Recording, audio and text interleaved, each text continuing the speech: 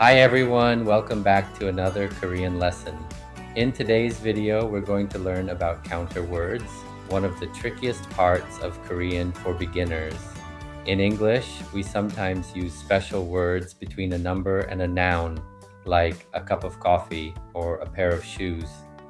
In Korean, this happens with almost everything. You can't just say a number and a noun, you need a counter word in between, and which counter word you use depends on what you're counting. People, animals, books, bottles, they all get different counters.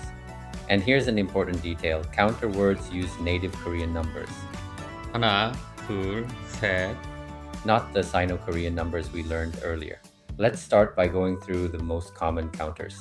I'll read each one in Korean so you can hear the pronunciation. Try to match what you hear with the English meaning on screen.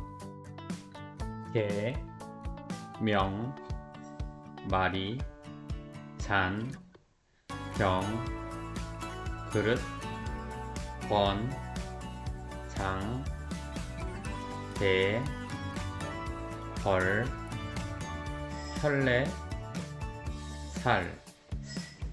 사과 3개 주세요. 커피 2잔 주세요. 학생 5명이에요. 고양이 1마리 있어요. 몇 살이에요?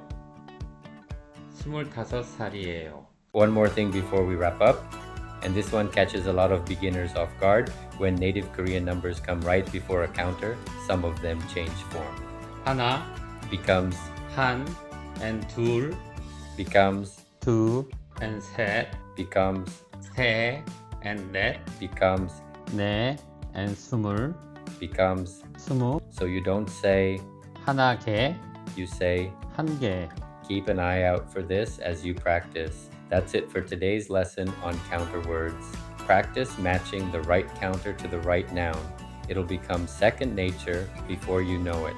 Thanks for watching, and I'll see you in the next video.